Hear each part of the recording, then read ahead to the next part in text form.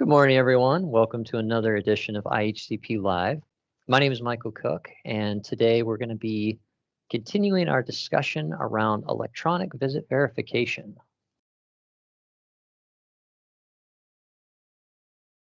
We've got several items on our agenda during today's webinar.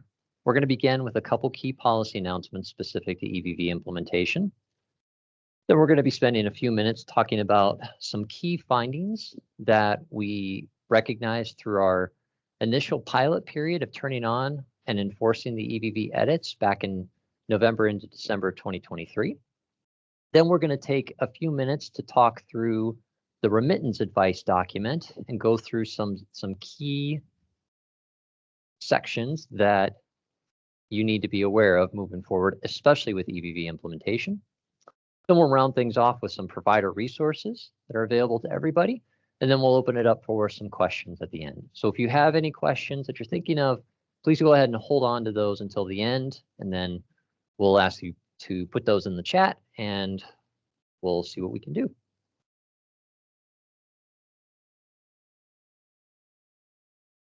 During this week's IHCP bulletins, we will be announcing the full enforcement date for EVV for personal care services, and that date will be April 1st of 2024. So all claims that are processed as of April 1st of 2024 will now be subject to the hard claims edit for EVV services, for personal care services. EVV for home health services will remain in post and pay status until sometime in summer 2024. We've not announced the final date there, but on the personal care services side, on the waiver services side, claims that are processed on and after April 1st of 2024 will now deny if found to be not EVV compliant. And again, that'll be formally announced in a publication that is due to come out later this week. At the same time that we're announcing our full claims enforcement, we're also announcing a new claims suspension process for personal care services. Claims process beginning this week on February 28th, 2024, will be suspended for 7 calendar days if they're non-EVV compliant. Now, if you've attended previous EVV town halls, we've talked about an issue of timing when records, especially for alternative vendor users, don't get submitted into the SAN data aggregator until after a claim has been billed and paid. And that timing mismatch especially has caused issues during our recoupment period last year, and it also caused issues during the trial period that we turned on the edit in November and December of 2023. So as a result of that long-standing issue around timing, we're instituting this suspension process. And this is a way of, one, allowing any providers who use alternative vendors to make sure that their alternative vendors are in verified status and appear within the SAN data aggregator. And two, it gives providers the opportunity, a key clue to suggest to them that there is something wrong about their EVV data within the aggregator.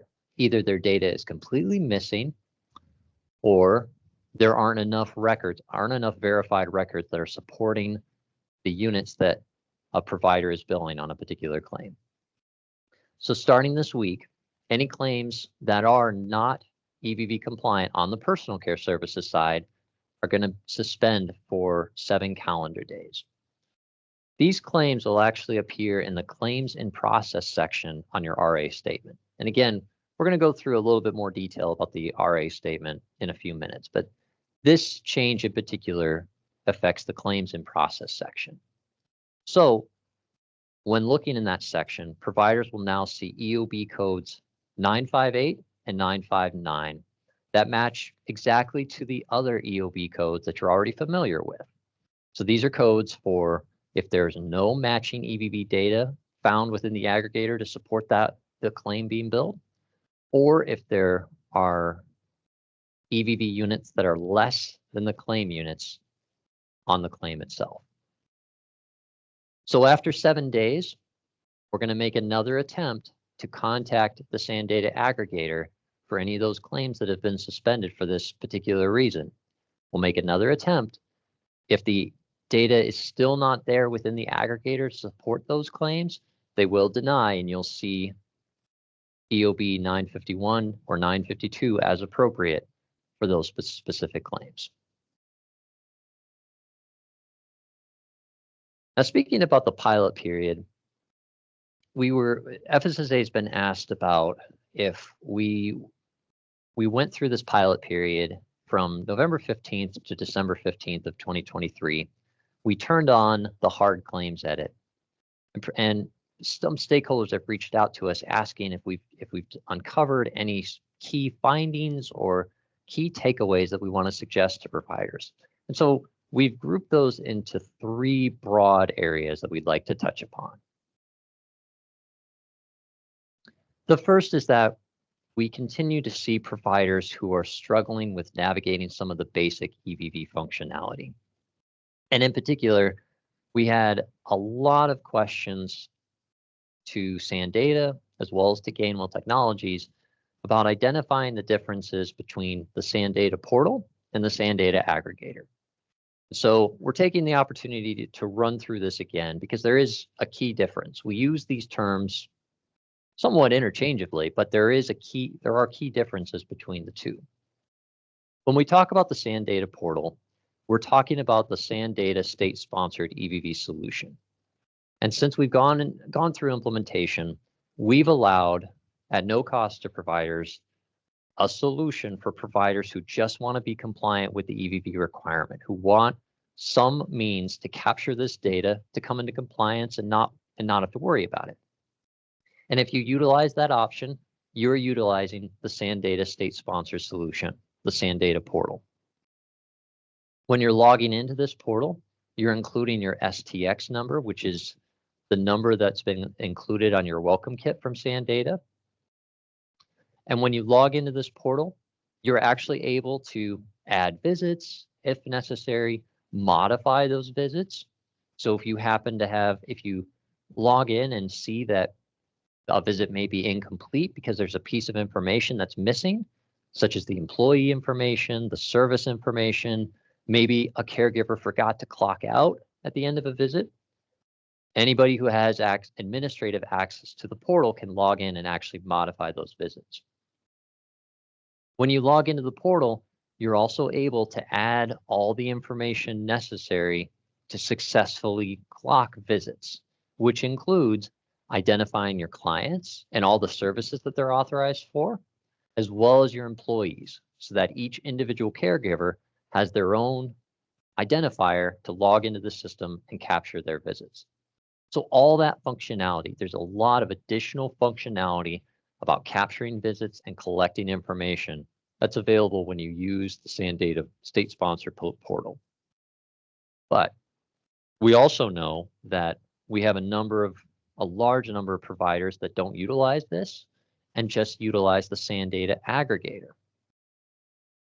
Key thing to remember about the SANdata aggregator is that this is read-only information. And it's also available to those who use the state-sponsored solution. The SANdata aggregator is exactly what it sounds like. It is the collector of all the visits that a particular provider has, whether they're using the state-sponsored solution or they're using a third-party solution. The aggregator is where all of those visits lie. When you're a state-sponsored solution user, you're going to log in the same way as you would using the portal, except you do not include the STX number. You'll keep that spot blank. When you log in, you're going to see a read-only list of all the different records that you have available that you've captured, and you can view all that record information. You cannot modify anything about those records when you're logged into the SANdata portal. And that same goes if you're using a third-party solution as well. We continue to reiterate this point that before you bill, you need to make sure that your visits are visible and in verified status within the SANdata aggregator, but you can't modify any of the visits in the aggregator itself. If you're a SANdata portal user, You need to be in the portal to make any changes to incomplete records or inaccurate records. And if you're a third-party vendor user, you need to go back to your third-party alternative vendor, make the changes there, and have them flow into the aggregator. A key tip about this entire concept between the aggregator and the SAN portal is we emphasize providers to go back and go through any training that we have available, specifically to the SAN portal and specific to the SAN aggregator. You can actually log into SAN and go to a website called SAN On Demand, and they have videos, they have summary guides, and other training resources that help walk you through both of these tools.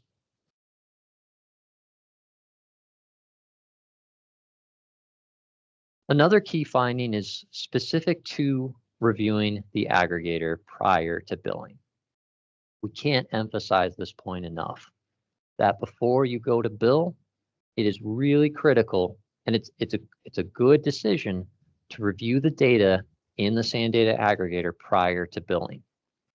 And what we've discovered during the trial period last year, it appeared that many providers may not have been utilizing the reporting functionality that's available to them to help understand how to view the records and to get a complete picture of all the EVV activity.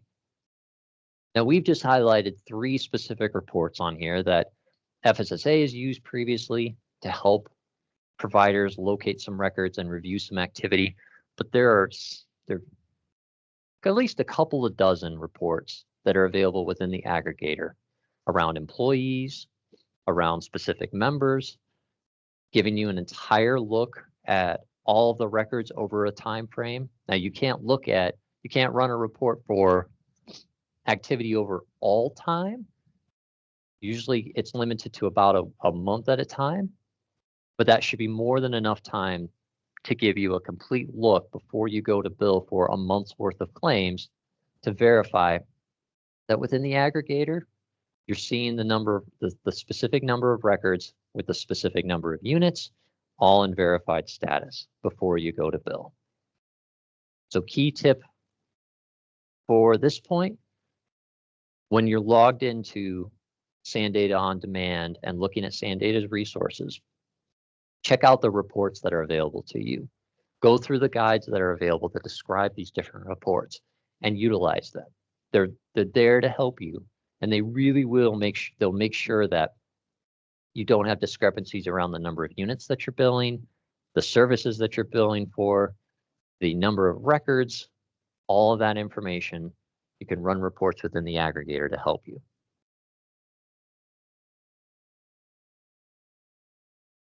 The third key finding is around reviewing the remittance advice statement.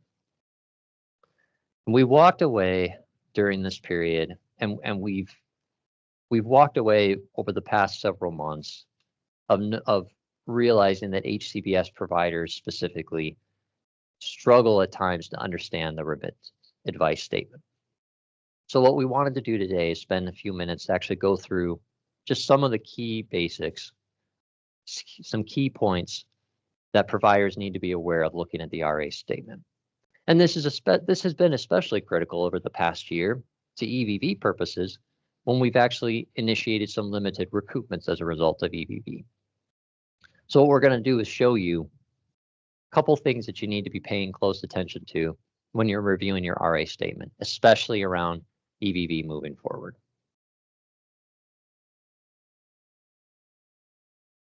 So we're going to spend the next couple of minutes just highlighting a few things around the remittance advice. When you look at the remittance advice, and this is on a weekly basis, there's multiple sections, and it can be a daunting document depending upon the number of claims that you have in a given week. But just we're going to try and break it down into some key sections that you need to pay attention to. Now, because we're talking about HCBS providers, we're only today going to be looking at professional claims. We won't be looking at dental or institutional claims. All of those different providers, we've cut them out. But we're going to look at a couple examples of some professional claims on their RA statement including some claim adjustments. We're going to talk a little bit about accounts receivable and financial transactions. We're going to look at the summary statement, giving you the entire look at all the financial activity that's taken place over the given week. And then I also want to highlight the explanation of benefits, or EOB code descriptions. When you go through this entire document, at the end, you'll see a page specifically for explanation of benefit codes. And we'll talk about what explanation of benefit codes are in just a second. But I make note of that because that's really sort of a key glossary that you want to remember as you're trying to make sense of why did we do what we did when it comes to the decisions that we're making around paying or denying claims or any other activity that we could be using. Now we make a note at the bottom that for waiver services specifically, you'll see other codes in the glossary and throughout the RA statement around adjustment reason codes or ARCs or remark codes. And those are important. But for HCBS providers specifically, not really so much so. We really want you to pay attention to explanation of benefit codes. So we're going to look at a couple examples of professional claims, that one that's been paid and one that's been denied. And we wanted to make sure that PHI has been removed. So this is pretty much, these are blank documents. But there are key fields that we want to point out for you to remember moving forward. We've highlighted the claim number that you see on the left-hand side of your screen. And that's fair, that's pretty obvious. That's just the dedicated number that's telling you for each specific claim, whether you have 5 claims or 5,000 claims, each one of those is going to be listed individually. And you're going to have all the information regarding the member who received the service, the provider who provided this, who's billing the service, the dates and the date spans of the specific service. On the right-hand side, you're going to see the amount paid from the IHCP. But most significantly, back on the left-hand side, you're going to see a spot that says EOBs, and those are explanation of benefit codes. The best way to think about that, those codes, those are your guideposts of understanding why we did what we did. When your claim was submitted to the IHCP, why did we pay the way we paid? Did we pay less than you expected?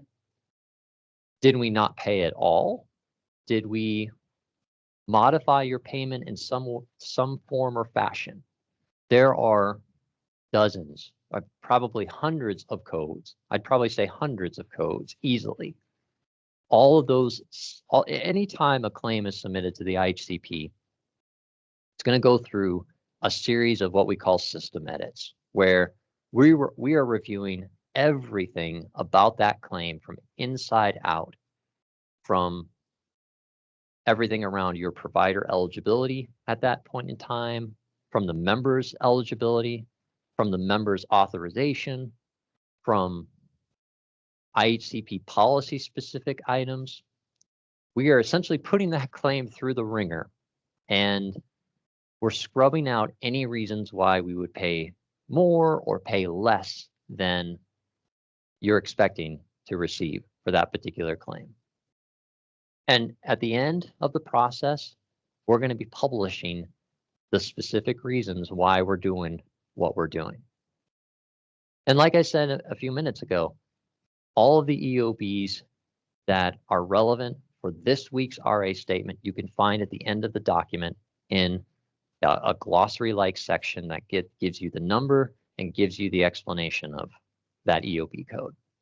If you're interested in all the EOB codes, you can actually jump onto the IHCP provider website. You can find a whole list of those available. And you can also utilize your IHCP provider relations representative, who, if after you've reviewed this still and you see an EOB code and you're still wondering what exactly does that mean, you can contact those individuals and they'll help walk you through that as well. Look at the claim and help make sense and expand upon what that's telling you. The same format applies for professional claims that are denied. These are going to appear in their own dedicated section within the EOB, or excuse me, within the RA statement, but we're following the same format. So we're providing the member information, the member's name, their member ID, the amount that's being billed. And in this case, we've highlighted the denied amount in the middle of the screen, and then the explanation of benefit codes that are relevant. And you can see multiple codes that may appear. But once you've read the EOB codes, in this specific case, you'll see that this claim denied for no authorization. When it went through the system, it hit a stumbling block because there was no authorization for that member's specific service on this data service. And you can find that information by going through the EOB codes. Now I want to spend a few minutes talking about claim adjustments. And again, getting back to EVV specifically, this has been a key topic at specific points throughout last year because we initiated targeted recoupments as a result of EVV. So what we're going to do over the next couple of slides is show you claim adjustments from a positive perspective, as well as claim adjustments from a negative perspective. But one of the things that I really want to emphasize about claim adjustments, every adjusted claim is going to appear in the accounts receivable section. And if you're looking at it quickly, because we're going to look at the accounts receivable section, if you take a look at it quickly, it really may look like the IHCP has taken your money back every single time there's a claim adjustment, but it could actually mean that your payment increased. And the way you need to think about this, it's a financial transaction. So you need to think about money, us giving money to you, but then taking money back, or vice versa, taking money back and giving you a new claim. And we're going to look at an example of both of those. So I've labeled this as a claim adjustment positive. I'm not sure, you could be getting some pop-up on this particular screen. I'm not sure why things are popping up the way they are, but regardless, we've labeled this positive because this is actually a claim adjustment that's working in the provider's favor. When you go to the claim adjustment section for every single claim that is being adjusted, you're actually going to see two sections. It's going to be kind of jumbled together, and you might have to, it could be a little bit difficult to make sense of it, but just try and break it off into two separate pieces. On the top bar, highlighted in red, is going to be the original claim information. And that's exactly what you would have seen previously on the paid claim section. The claim number, the member ID, the provider ID, the dates, the amount, all of that, the EOBs, all of that's going to be remain constant. But in this case, if you look on the right-hand side, you're going to see the original paid amount. It's now in parentheses. So thinking about that idea of financial transactions, we are saying from the IHCP perspective, we are actually removing $89.76 from your account. We have taken that back. But in its place, if you look at the bottom section highlighted in green, this is what we call the adjusted claim ICN information. Those first couple of digits, 52, it's going to mean that there was a mass adjustment. Hooray! So the IHCP is going to do something to correct a mistake, or something happened where we are saying, oh, we need to pay the provider a little bit more money. And so after taking that original money back, we're going to issue you a new payment. And that's what this adjusted claim is telling you. So in the green section, that claim that starts with 52 now is an adjusted claim with an adjusted paid amount of $95.92, which means the provider actually has a net difference of an additional payment of $6.16. We couldn't just issue a new claim for $95.92, because then it would look like the provider actually made a significantly higher amount of reimbursement off of this specific claim. And we don't want that. We want there to be accuracy. So you need to be thinking in accounting terms. This is all about keeping an accurate description of the coming and goings of money, all those transactions. So in this case, we took back about $90, but we actually gave you $95.92 for a net difference of an additional payment of $6.16. Now we have to talk about the flip side, because in many cases, we have adjustments that are made based on previous member eligibility, policy updates, could be a variety of reasons, but the flip side can happen as well. And the flip side did happen for many providers at specific points in time throughout 2023 as a result of our EVV recoupment process. These are going to appear in the same section under claim adjustments. And this time I actually challenged it because it's not nearly as clean highlighted with red bars and green bars, but the same information is going to be found here. At the top, you're going to see the original claim with all the same EOB, same dates, same amounts, everything. And in the bottom section, you're now going to see unadjusted claim amount. So at the top, you can see we've removed $1,047.60, and our adjusted claim is actually zero. So think about it again in terms of the taking and giving of money. In this case, we had to take back $1,047. We're actually going to give you $0 because this was a full recoupment initiated as a result of EVV noncompliance. Now you might ask, how do I know that? How do I know it's related to EVV or if it's related to some other reason? When we get back to talking about those explanation of benefit codes, now we've got a specific category, a new category of EOB codes, adjustment EOB codes. So it's very similar to the same premise that we talked about previously with EOB codes. These adjustment EOB codes are going to give you the description of why we're doing what we're doing. And it's a little cut off. I apologize for that. But if you go to the glossary at the end of the RA statement under 8015, you'll see something to the effect of full recoupment, EVV, non-compliance. So that explains to a provider this specific claim adjustment. Why did we take back a little over $1,000? It's because of EVV non-compliance.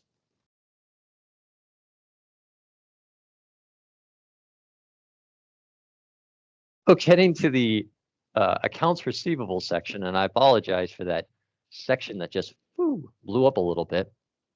But the point we're trying to make here about accounts receivable, even if there's no actual take back of money, the net difference is zero, and the net difference is a payment as a result of from the IHCP.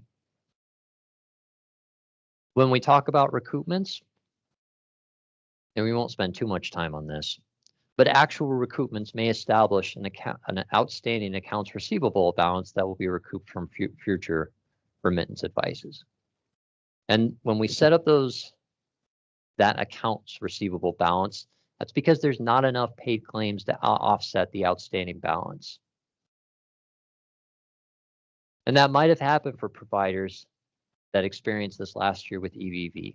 If we set up an accounts receivable, if we took back a certain amount of dollars and we set up an accounts receivable, it's because there wasn't enough submitted on that claim for us to actually take back all of that money. So again, think about that terms of financial transactions. If we can fully take back $1,000 and leave you with zero, we'll do that. If we we start taking back more money than that, but we didn't actually pay you that much on the claim, we're going to be setting up an accounts receivable. And so every time until we get all that money back, we'll continue to take back and adjust claims until we've cleared out that accounts receivable.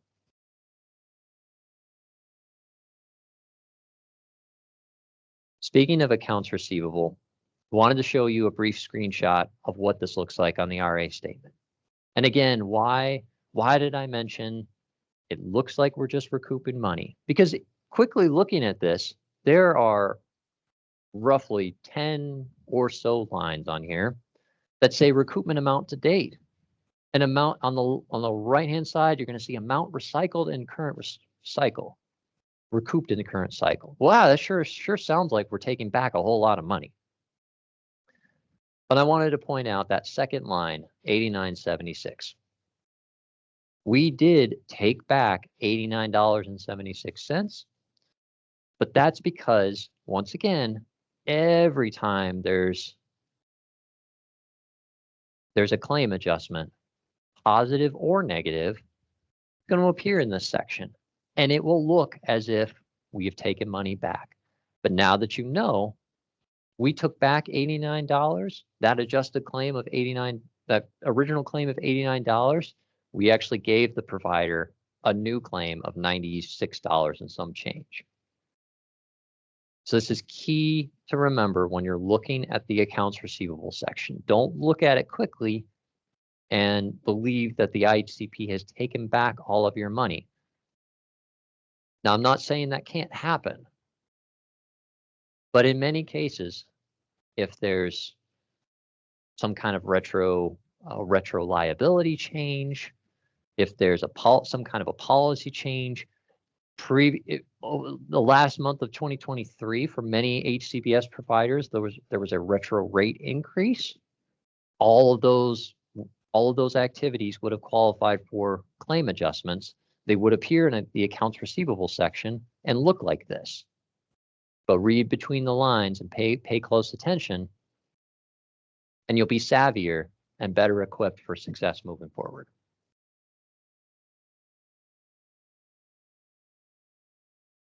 The summary page is, again, and we haven't looked at all of these different items on the RA statement for time purposes, but the summary page is just what it sounds like, giving you this is the quick snapshot showing you of all the activity for that particular financial transaction, as well as the financial transactions year to date. You can find all this information around claims payments, and all the adjustments that have taken place, the claims that have denied, claims that are in process. Claims in process in particular will be important starting this week and beyond for waiver providers who are subject to EVV, because that's where you'll find any claims that are in suspension process as a result of EVV noncompliance. Be able to check into those claims. You'll have new EOB codes that explain why they've been suspended, so that if you call Gainwell or you call Sandata asking about it, the answer is right there in your RA statement.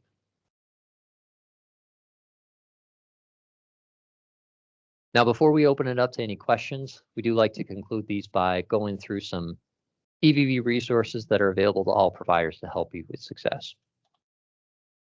We have a dedicated web page that is located under the Business Transactions tab on the Indiana Medicaid Provider website. And on this page, you'll find a variety of resources, including our EVV preparation guide. And this is just a great resource that gives you the key steps that you need to take if you are a brand new provider and need to come into compliance with the requirement. This will give you the step-by-step explanation for both state-sponsored solution users as well as alternative vendor users, as well as contact information as appropriate. We have a variety of other provider resources that are available for all IHCP providers. We maintain provider relations field consultants located throughout the state of Indiana, and those are really your individuals on the ground who can help you with claims questions, enrollment concerns, understanding authorizations, all of that functionality to help navigate the IHCP experience. We also maintain and update all of our provider reference materials. So those are really the written rules of the road explaining why we pay the way we pay and all of our policies around the IHCP. We also host a variety of education efforts throughout the year, including like today's IHCP Live webinar, our IHCP Roadshow, and our IHCP Works annual seminar. If you want to sign up and keep up to date with all of the happenings within the IHCP, we always encourage providers to log into the provider website. Check out that green box on the screen and give us your email address, and you'll be signed up for a weekly update of all the bulletins, web updates, module updates, any key things happening within the IHCP. For EVV specifically, I'd like to draw attention to 3 key resources that are available to you.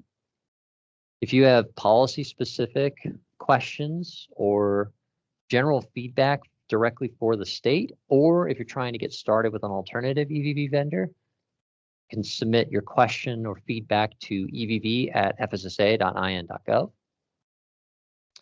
If you're trying to get some general EVV education, do some troubleshooting, maybe have a virtual meeting to walk through some questions that you might have, you can contact inxixevv@gamewelltechnologies.com.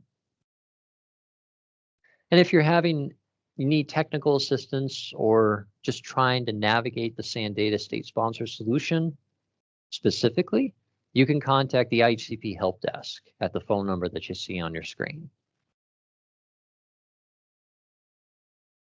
I mentioned those provider relations field consultants earlier.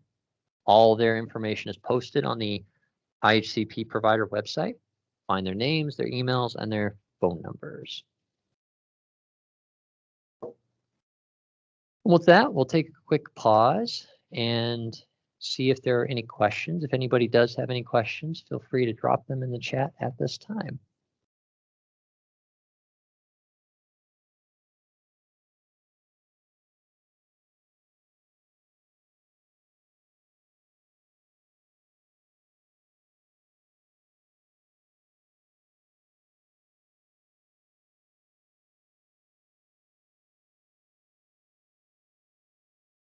Karen asks, where can we find this PowerPoint?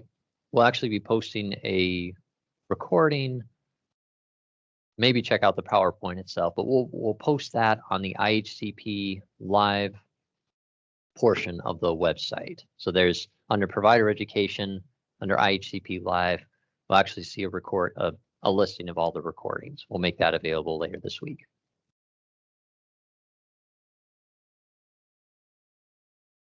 How long is the hard edit process? For example, if we send all visits through the aggregator and then go to the portal to bill, will the claim automatically be approved, or is there a waiting period?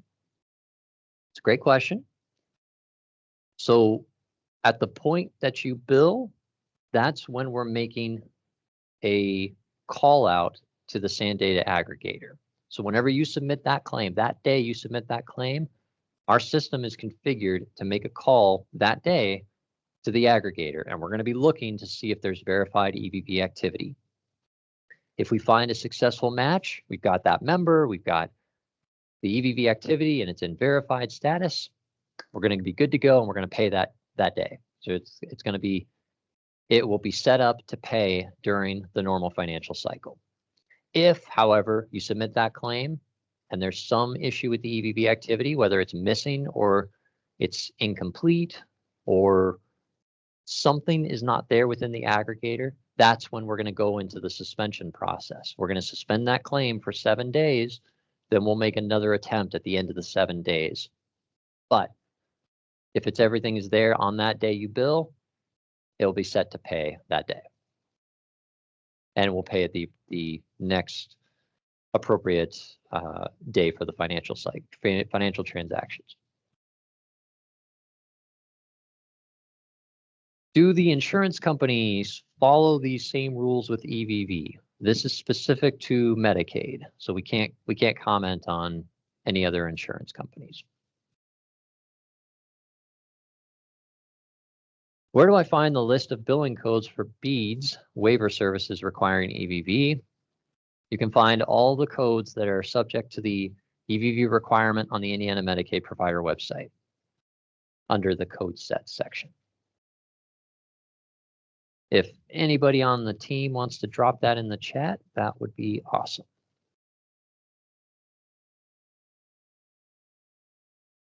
My question is regarding whether there will be an updated billing code for facility-based respite providers who are currently having to use the T1005 code, which appears to be the HCPS code.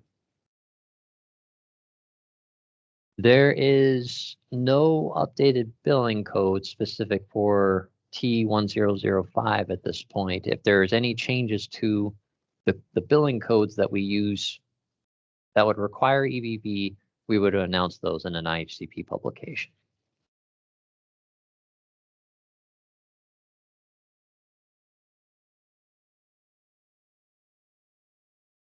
Going back to a previous question, if a visit is modified, will that be an issue? Say an employee is unable to clock out and we have to do it for them with that delay. No, it would not delay. So again, good business practice here.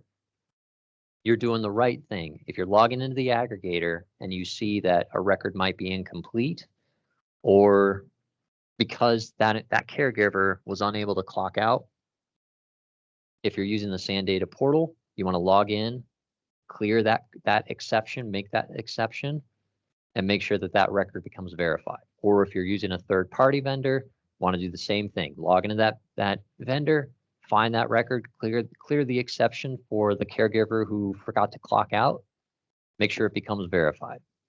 Once that's happened and you can see it in the SANdata aggregator, you're ready to bill for that service. And again, same logic is applying. So we are looking for activity at the point in which you bill for those services.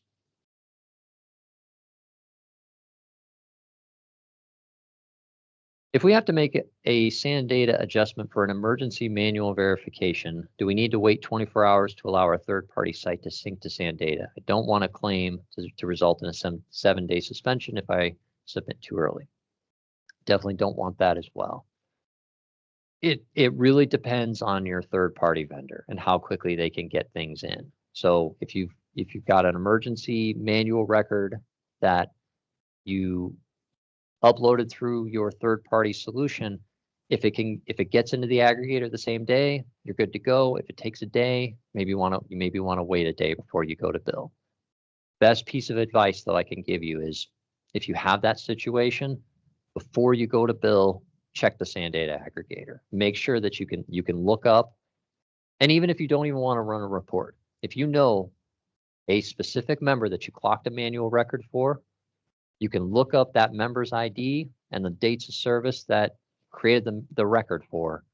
If you see it in the aggregator and it's in verified status, you're good to go. Go bill.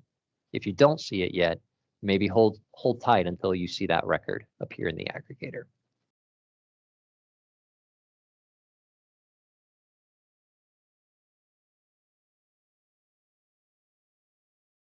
I believe we are caught up with questions. We'll hold tight for another minute to see if there are any additional questions.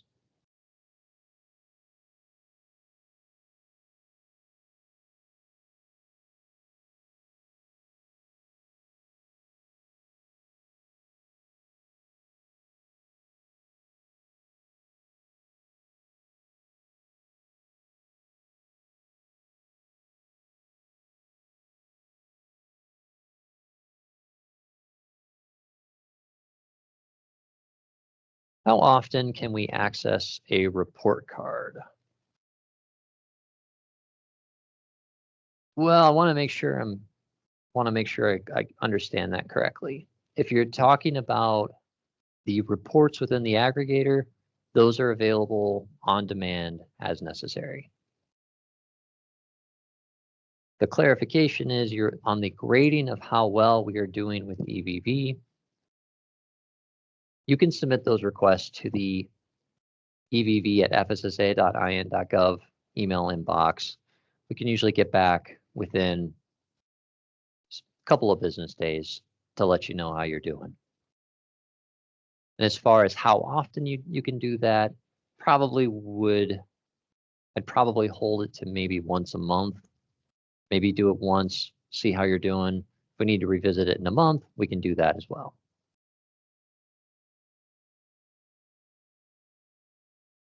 We're having to make many adjustments for staff errors. What percentage should we be looking to maintain that we don't need adjustments.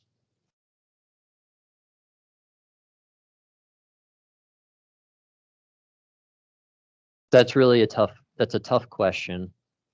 So in terms of any kind of a standard that the state has set around manually modified visits, in this case, if you're having a whole lot of providers or a whole lot of caregivers that are making mistakes, whether they're not clocking in or clocking out, or they're leaving a piece of information missing, those are all considered essentially manually touched or manually modified. We've not set a percentage threshold that we're seeking at this point.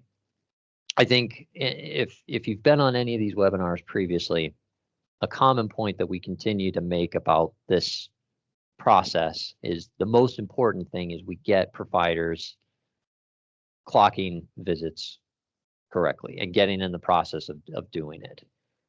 Down the road, FSSA may set a standard based on CMS guidance of we need providers to hit this threshold of totally untouched verified records, but at that point we've not done so.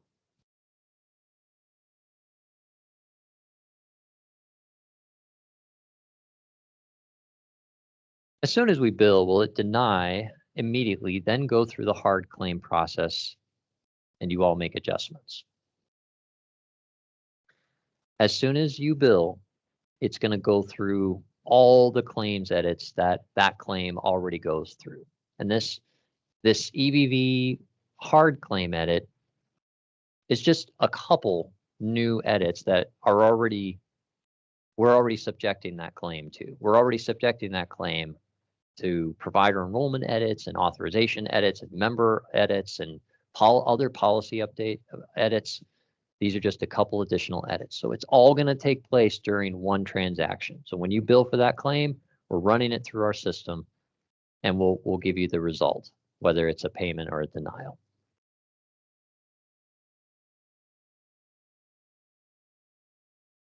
Do you know how long the history of EVV should be available on the SMC to the caregiver providing the service to the participant? For example, their call-in and call-out visit times. To my knowledge, there's not a time limit for how long that information stays within the aggregator. So I believe that history, all of that history should be available back to the point in which your welcome kit was issued for your specific provider ID. And if you were issued a new welcome kit because you received a new provider ID, when you log in for that provider ID, it will only show you the history of visits associated with that provider ID back to that day, if that makes sense.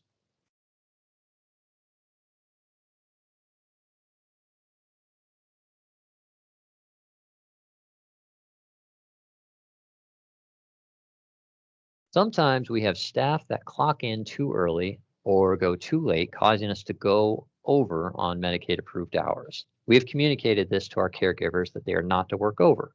Is it okay for me to adjust their clock in times to ensure we do not exceed our allowed hours? Again, they are aware of their max allowed hours. Great question. Here's what I want to say. Best piece of advice: don't touch the EVV record. If this case, let's say I started working at 8:55 this morning, and I know I'm supposed to start working at 9 o'clock. I came in a few minutes early. I was on the ball, and I decided I'm going to stay until 12:30, and I was only supposed to be there until 12. So my scheduled time is 9 to 3, and my EVV records will reflect a little bit of extra time. We really don't want you to modify the EVV records to modify the times. In terms of billing, that additional time may give you an additional unit or two according to the EVV record, but you don't have to bill the amount of units that you bill on a claim cannot exceed the number of units that was captured in the EVV activity. But if your billable amount was for 3 hours of activity, if you happen to clock a visit that was for 3.5 hours, you should still bill for just the 3 hours. And the excess EVV records, they're not going to impact your payment. So remember, as long as you're not exceeding the amount of units that you clocked in through your EVV activity, you'll be fine. But again, the big thing there is we want to emphasize, don't mess with the clock in and clock out times unless there really is a good reason to do so.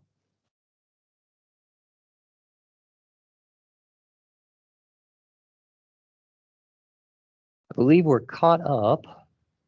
We'll hang out for just one more minute to see if there are any last questions.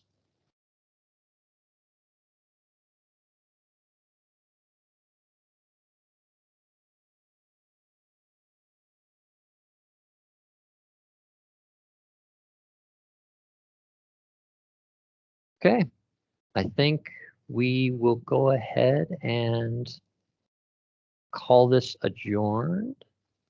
So I want to thank everybody for logging in today and participating in the IHCP Live webinar. We continue to schedule these on a regular basis. May do another EVV one in the weeks ahead when we show maybe some progress after we've turned on the hard claims edits. But again, in the meantime, if you have any further questions, please feel free to reach out to that EVV inbox, the Gainwell EVV inbox, or call the IHCP provider services line, and be on the lookout for future webinars that we schedule on this topic as well as other topics. But until then, we hope you all have a great day and take care out there. Thank you so much.